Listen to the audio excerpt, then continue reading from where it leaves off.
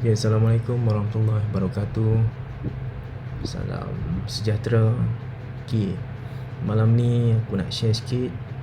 uh, Aku ada buat satu sistem yang aku panggil sebagai SPKC PKDBP, ataupun nama panjangnya Sistem Pengurusan Kontak COVID PKDBP, Pejabat Kesihatan Daerah Batu Pahat lah. Sistem ini sebenarnya nak memudahkan kerja-kerja di lapangan, terutama kerja-kerja PPKP lah, untuk mengeluarkan surat arahan kuarantin ataupun HSO secara terus di lapangan, tanpa lagi menulis. Kita nak sibuk-sibuk tulis Annex 14B tu dan juga lampiran 2 tu. So kita dah COVID hampir kedua tahun. Kerja-kerja PPKP ni dah buat, duk tulis SSO ni dah lama, dan ada setengahnya kita pakai mail merge lah, maknanya kita dah dapat maklumat kontak tu, kita tulis dia punya SSO ataupun kita print out SSO, sama ada secara mail merge ataupun kita type satu-satu.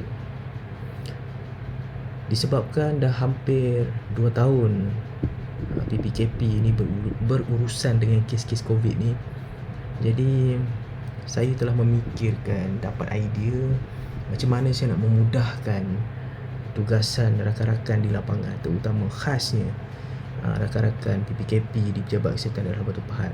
Kerana makin hari bilangan kontak rapat makin ramai, kalau kita berterusan untuk menggunakan cara lama, iaitu cara menulis, akan memakan masa lah, akan memakan masa yang lama, Oleh sebab itu saya terpanggil untuk memikirkan untuk mencari satu solusi, mencari satu kaedah macam mana nak mempercepatkan tugas-tugas PPKP di lapangan, terutamanya untuk mengeluarkan surat arahan kuarantin. Maka terhasillah SPKC PKDBP ni, Sistem Pengurusan Kontak COVID Pejabat Kesihatan Daerah Batu Pahat. Okey, baik. Okey. Interface sistem ini adanya 4 menu utama. 4 menu utama, iaitu input data, untuk terutamanya untuk kes-kes dewasa dan untuk sampel. Yang kedua, untuk bawah 18 tahun ataupun OKU ni, untuk kita generatekan lampiran 2. Ini maklumat sampel guna untuk registration sampel, untuk kita numbering dan seterusnya kita buat label. Dan ini adalah laporan ringkasan daripada semua aktiviti yang ketiga-tiga aktiviti ni. So dekat sini adalah ringkasannya, laporan adalah ringkasan aktiviti. Contoh dekat sini ada 4 data. 4 data, data second sampel, data yang perlu untuk dibuat PCR, data yang perlu untuk dibuat rapid test antigen. Okay, kita input data. Untuk input data kita tekan simbol ini, add ini, add ini, kita tekan simbol add, and then dia keluar macam ni lah. Okay, catatan ini terpulang kepada tempat masing-masing. Kalau untuk Batu Pahat, kami perlukan ini sebagai catatan. Okey. Lepas tu macam biasa, siapakah nama indeks kepada kontak tersebut, nama kontak, nombor kenalan kontak, alamat kediaman kontak, nombor telefon kontak, nama pegawai diberi kuasa yang mengeluarkan HSO tersebut. Kita dah sediakan. Okey. Tempoh kuarantin. untuk close contact maksimumnya 10 hari daripada last exposure. Sebagai contoh, kalau hari yang dia datang pada kita itu adalah hari yang hari yang pertama exposure, that's mean dia kena quarantine 10 hari 10 hari. So kita klik saja 10 hari dekat sini, automatically dia akan kira daripada hari ini dan akan tamat pada 28 hari bulan, dan tarikh kita keluarkan adalah pada 19 hari bulan hari inilah. Okey, dan kita save kan. Kita tengok contoh data yang sudah siap. Okey, nampak ini adalah contoh data yang dah siap lah. Okey, nama indeksnya, nama kontaknya, alamat kediaman, nombor telefon, pegawai diberi kuasanya siapa, tempoh kuarantin berapa, mula, tamat dan tarikh kita keluarkan. Okey, daripada sinilah kita akan generatekan HSO NX 14B tersebut. Okey. Nanti di ruang yang akan datang saya ceritakan macam mana kita nak generatekan data yang kita ambil ini untuk kita hasilkan ataupun kita generatekan HSO NX 14B tersebut. Ini untuk bawah 18 untuk lampiran 2. So kita input data, nama penjaganya siapa, alamat kediaman kat mana, nombor kad penalan, nombor telefon, sama juga tempoh kuarantin. Kalau kita klik hari ini adalah hari yang pertama, so dia ada baki lagi hari ini adalah hari-hari dia punya date of light exposure ni adalah hari ini, so bakinya 10 hari lah. Bila kita klik, so dia automatik juga tarikh mula, tarikh tamat dan tarikh kita keluarkan. So tanggungan dia ada berapa orang.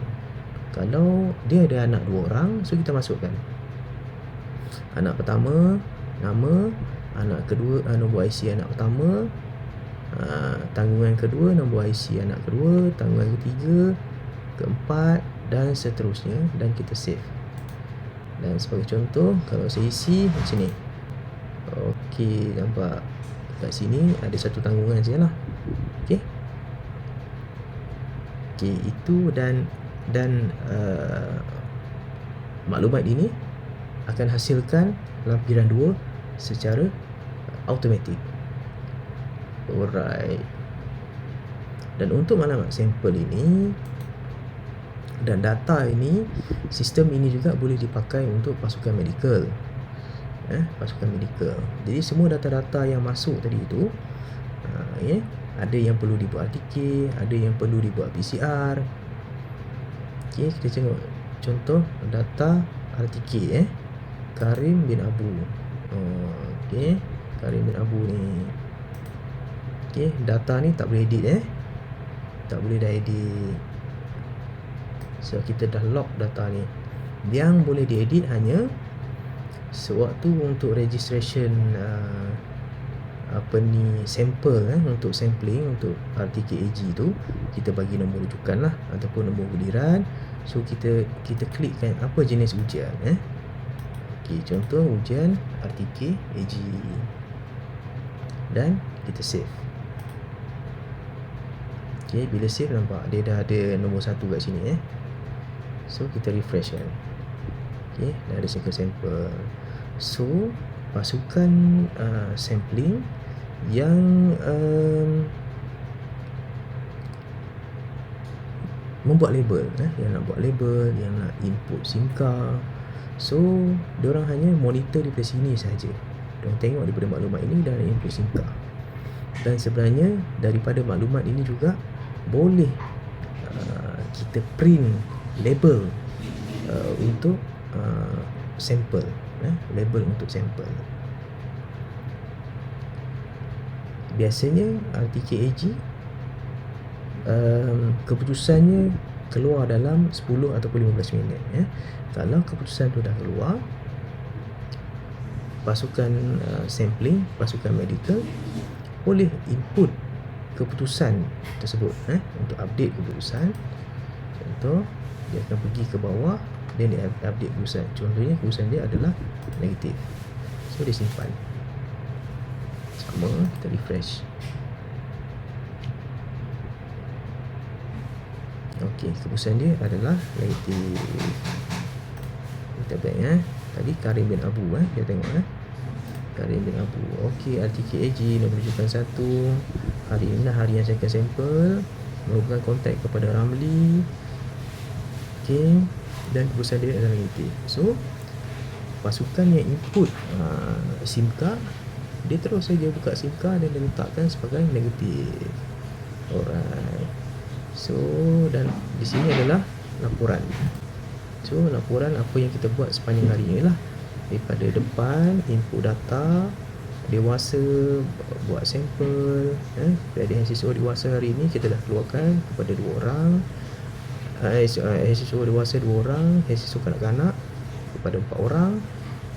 Yang kontak yang telah dibuat PCR 1 orang, dan kontak yang telah dibuat RTKAG adalah 3 orang.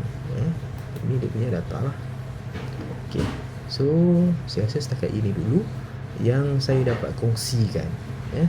Untuk video seterusnya saya akan kongsikan macam mana data daripada input data ini kita boleh generate HSO, dan data daripada bawah 18 ini kita boleh generate lampiran 2 HSO. Okey. Baik. Saya rasa itu saja daripada saya. Jumpa lagi. Assalamualaikum warahmatullahi wabarakatuh.